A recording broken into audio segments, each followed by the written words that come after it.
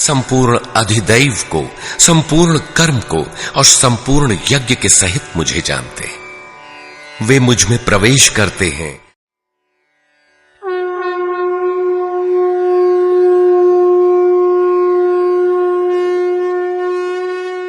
आर्तो जिज्ञासुरर्थार्थी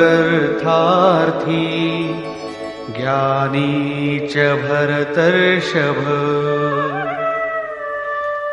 हे भरत श्रेष्ठ अर्जुन, सुकृतिनः उत्तम अर्थात नियत कर्म, अर्थात जिसके परिणाम में श्रेय की प्राप्ति हो उसको करने वाले, अर्थार्थी अर्थात सकाम, आर्तः अर्थात दुख से छूटने की इच्छा वाले, जिज्ञासु अर्थात प्रत्यक्ष रूप से जानने की इच्छा वाले, और ज्ञानी अर्थात जो प्रवेश की स्थिति में है। इन चारों प्रकार के भक्तजन मुझे भजते हैं। अर्थ वो वस्तु है जिससे हमारे शरीर अथवा संबंधों की पूर्ति हो। इसलिए अर्थ, कामनाएं सब कुछ पहले तो भगवान द्वारा पूर्ण होते हैं। भगवान श्री कृष्ण कहते हैं कि मैं ही पूर्ण करता हूं, किंतु इतना ही वास्तविक अर्थ नहीं है। आत्मिक संपत्ति ही स्थिर संपत्ति है, यही अर्थ है। सांसारिक अर्थ की पूर्ति करते करते भगवान वास्तविक अर्थ आत्मिक संपत्ति की ओर बढ़ा देते हैं, क्योंकि वे जानते हैं कि इतने ही से मेरा भक्त सुखी नहीं होगा। इसलिए वे आत्मिक संपत्ति भी उसे देने लगते हैं। लोक लाहु परलोक निबाहु, लोक में लाभ और परलोक में निर्वाह, ये दोनों भगवान की वस्तु हैं। अपने भक्त को खाली नहीं छोड़ते। आर्त, जो दुखी हो, जिज्ञासु समग्रता से जानने की इच्छा वाले जिज्ञासु मुझे भजते हैं। साधना की परिपक्व अवस्था में दिग्दर्शन अर्थात प्रत्यक्ष दर्शन की अवस्था वाले ज्ञानी भी मुझे भजते हैं।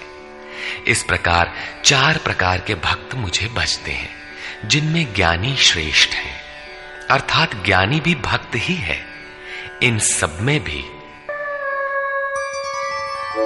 तेषां ज्ञानी नित्ययुक्त एक भक्तिर्विशिष्यते,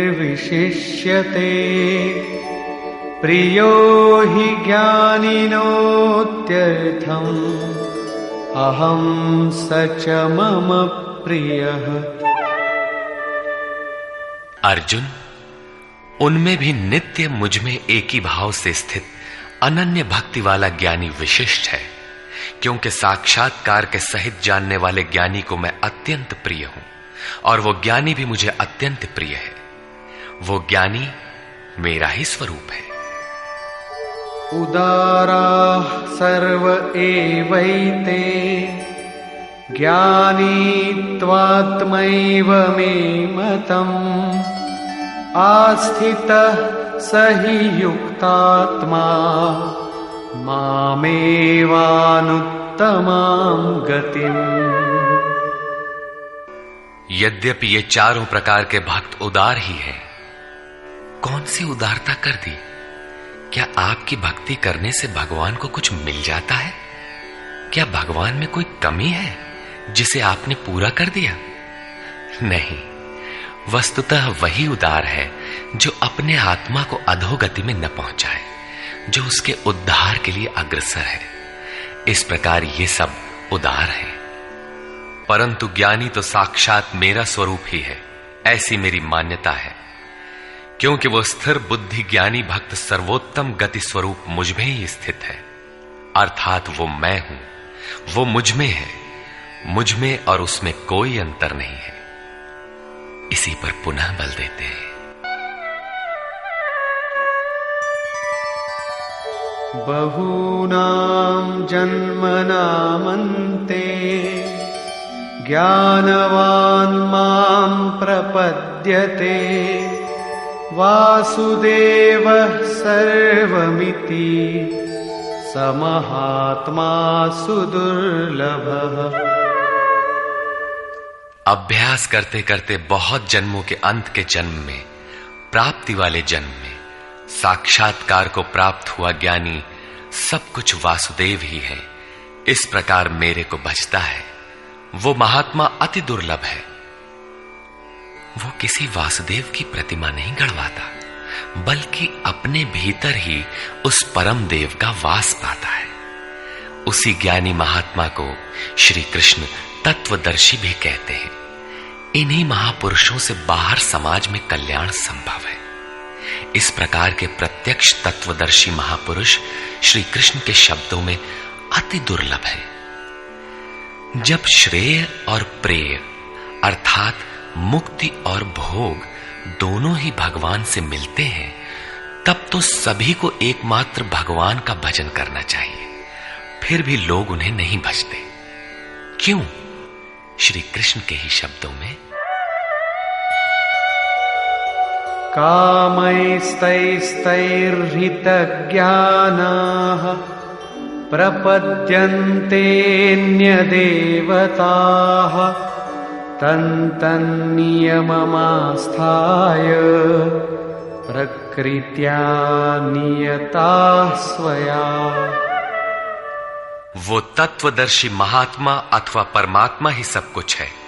लोग ऐसा समझ नहीं पाते, क्योंकि भोगों की कामनाओं द्वारा लोगों का विवेक अपहरण कर लिया गया है। इसलिए वे अपनी प्रकृति अर्थात जन्म जन्मांतरों से अर्जित संस्कारों के स्वभाव से प्रेरित होकर मुझ परमात्मा से भिन्न अन्य देवताओं और उनके लिए प्रचलित नियमों की शरण लेते हैं। यहां अन्य देवता का प्रसंग पहली बार आया है। यो यो यां यां तनुं भक्तः श्रद्धयार्चितुमिच्छति तस्य तस्याचलां श्रद्धां तामेव विदधाम्यहम्। जो सकामी भक्त जिस जिस देवता के स्वरूप को श्रद्धा से पूजना चाहता है, मैं उसी ही देवता के प्रति उसकी श्रद्धा को स्थिर करता हूं। मैं स्थिर करता हूं, क्योंकि देवता नाम की कोई वस्तु होती तब तो वो देवता ही श्रद्धा को स्थिर करता। सतया श्रद्धया युक्तः तस्याराधनमीहते लभते च ततः कामान् मयैव विहितान् हितान्। वो पुरुष उस श्रद्धा से युक्त होकर उस देव विग्रह के पूजन में तत्पर होता है और उस देवता के माध्यम से मेरे ही द्वारा निर्मित उन इच्छित भोगों को निसंदेह प्राप्त होता है। भोग कौन देता है? मैं ही देता हूं। उसकी श्रद्धा का परिणाम है भोग, न कि किसी देवता की देन। किंतु वो फल तो पा ही लेता है, फिर इसमें बुराई क्या है? इस पर कहते हैं, अन्तवत्तु फलं तेषां तद्भवत्यल्पमेधसां देवान् देवयजो यान्ति मद्भक्ता यान्ति मामपि। परंतु उन अल्प बुद्धि वालों का वो फल नाशवान है। आज फल है तो भोगते भोगते नष्ट हो जाएगा, इसलिए नाशवान है। देवताओं को पूजने वाले देवताओं को प्राप्त होते हैं, अर्थात देवता भी नाशवान है। देवताओं से लेकर यावन मात्र जगत परिवर्तनशील और मरणधर्मा है। मेरा भक्त मुझे ही प्राप्त होता है, जो अव्यक्त है, नैष्ठिकीम परम शांति पाता है। देवता हृदय के अंतराल में परम देव परमात्मा के देवत्व को अर्जित कराने वाले सद्गुणों का नाम है। थी तो ये अंदर की वस्तु, किंतु कालांतर में लोगों ने भीतर की वस्तु को बाहर देखना प्रारंभ कर दिया। मूर्तियां गढ़ ली, कर्म कांड रच डाले और वास्तविकता से दूर खड़े हो गए। श्री कृष्ण ने इस भ्रांति का निराकरण उपर्युक्त 4 श्लोकों में किया। गीता में पहली बार अन्य देवताओं का नाम लेते हुए उन्होंने कहा कि देवता होते ही नहीं, लोगों की श्रद्धा जहां झुकती है वहां मैं ही खड़ा होकर उनकी श्रद्धा को पुष्ट करता हूं और मैं ही वहां फल भी देता हूं। वो फल भी नश्वर है, फल नष्ट हो जाते हैं, देवता नष्ट हो जाते हैं और देवताओं को पूजने वाला भी नष्ट हो जाता है। जिनका विवेक नष्ट हो गया है वे मूढ़ बुद्धि ही अन्य देवताओं को पूजते हैं। श्री कृष्ण तो यहां तक कहते हैं कि अन्य देवताओं को पूजने का विधान ही अयुक्ति संगत है।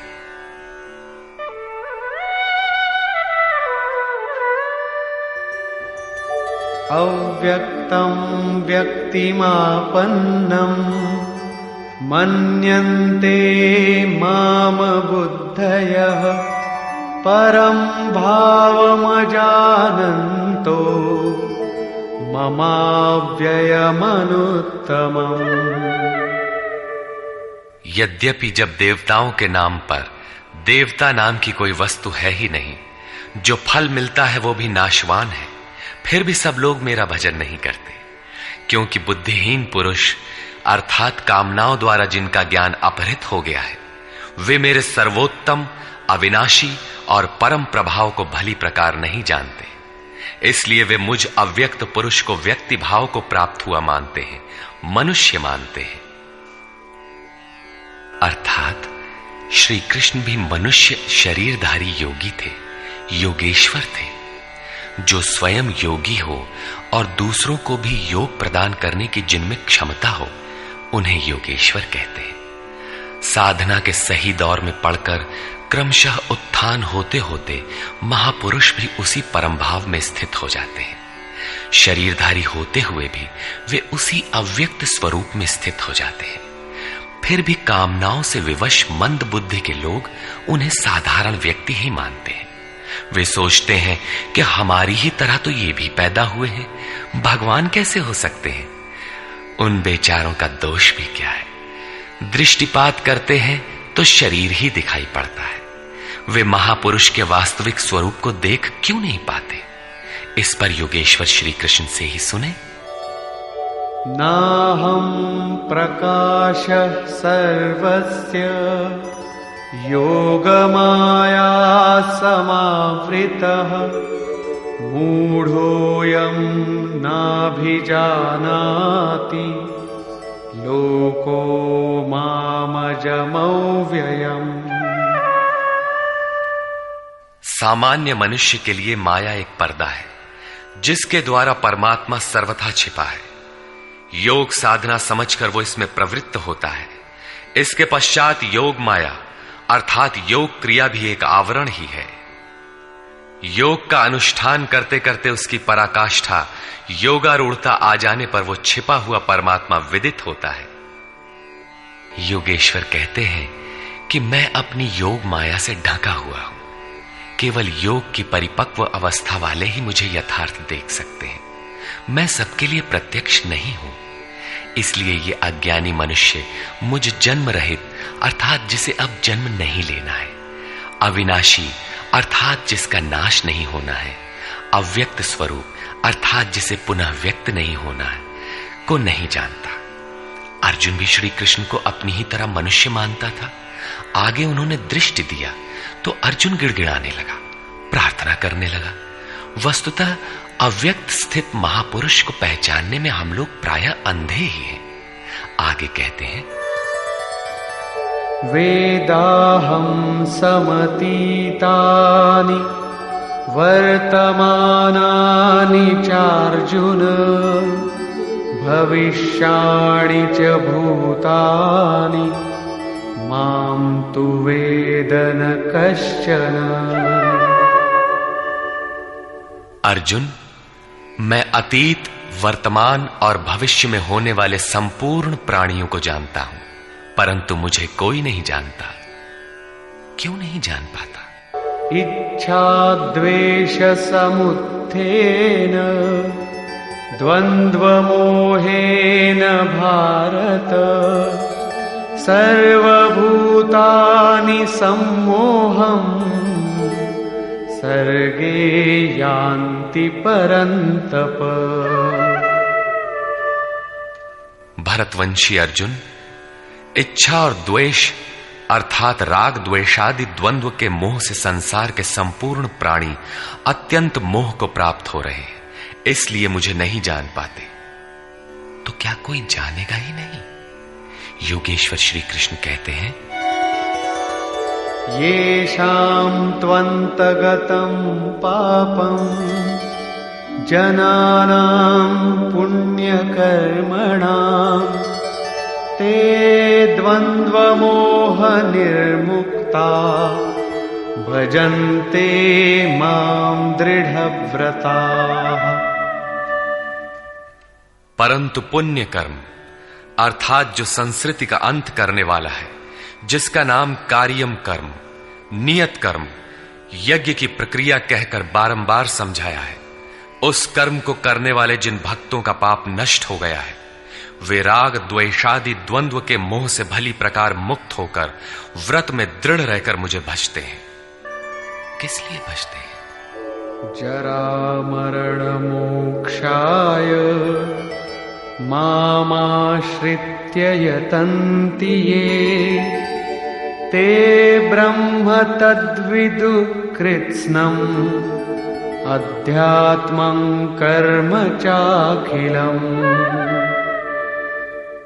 जो मेरी शरण होकर जरा और मरण से मुक्ति पाने के लिए प्रयत्न करते हैं, वे पुरुष उस ब्रह्म को, संपूर्ण अध्यात्म को और संपूर्ण कर्म को जानते हैं, और इसी क्रम में साधिभूताधिदैवं मां साधियज्ञं च ये विदुः प्रयाणकालेऽपि च मां ते विदुर्युक्तचेतसः। जो पुरुष अधिभूत, अधिदैव तथा अधियज्ञ के सहित मुझे जानते हैं, मुझ में समाहित चित्त वाले वे पुरुष अंतकाल में भी मुझको ही जानते हैं, मुझ में ही स्थित रहते हैं और सदैव मुझे प्राप्त रहते हैं।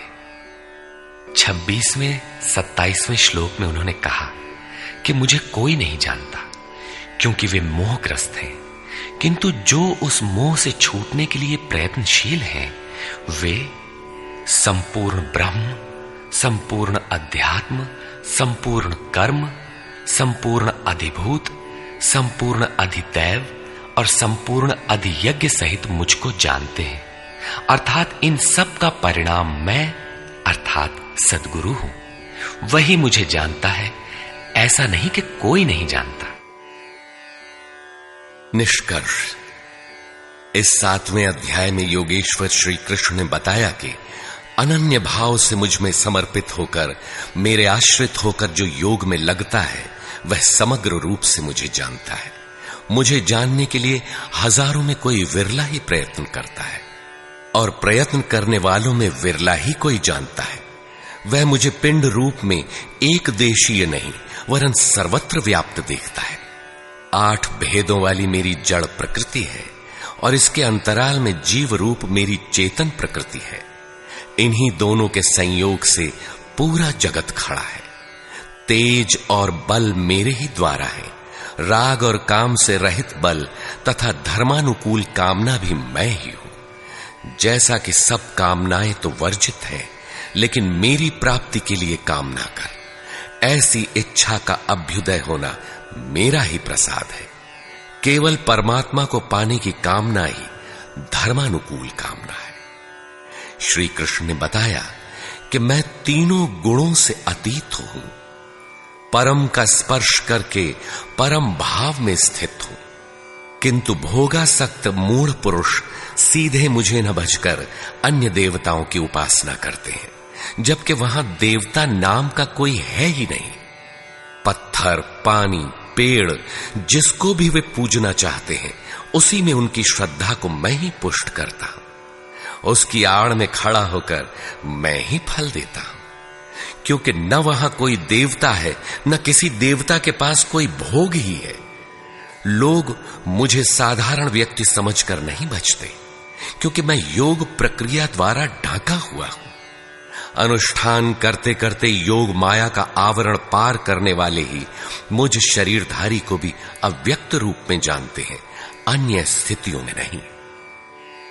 मेरे भक्त 4 प्रकार के हैं: अर्थार्थी, आर्त, जिज्ञासु और ज्ञानी। चिंतन करते करते अनेक जन्मों के अंतिम जन्म में प्राप्ति वाला ज्ञानी मेरा ही स्वरूप है। अर्थात अनेक जन्मों से चिंतन करके उस भगवत स्वरूप को प्राप्त किया जाता है। राग द्वेष के मोह से आक्रांत मनुष्य मुझे कदापि नहीं जान सकते, किंतु राग द्वेष के मोह से रहित होकर जो नियत कर्म अर्थात जिसे संक्षेप में आराधना कह सकते हैं का चिंतन करते हुए जरा मरण से छूटने के लिए प्रयत्नशील हैं, वे पुरुष संपूर्ण रूप से मुझे जान लेते हैं। वे संपूर्ण ब्रह्म को, संपूर्ण आध्यात्म को, संपूर्ण अधिदैव को, संपूर्ण कर्म को और संपूर्ण यज्ञ के सहित मुझे जानते हैं। वे मुझ में प्रवेश करते हैं और अंतकाल में भी मुझको ही जानते हैं, अर्थात फिर कभी वे विस्मृत नहीं होते। इस अध्याय में परमात्मा की समग्र जानकारी का विवेचन है। अतः ओम तत्सदिति श्रीमद्भगवद्गीतासूपनिषत्सु ब्रह्म विद्यायाम योग शास्त्रे श्री कृष्णार्जुन संवादे समग्र बोधः नाम सप्तमोऽध्यायः। इस प्रकार स्वामी अड़गड़ानंद कृत श्रीमद् भगवद गीता के भाष्य यथार्थ गीता का 7वां अध्याय पूर्ण होता है। हरि ओम।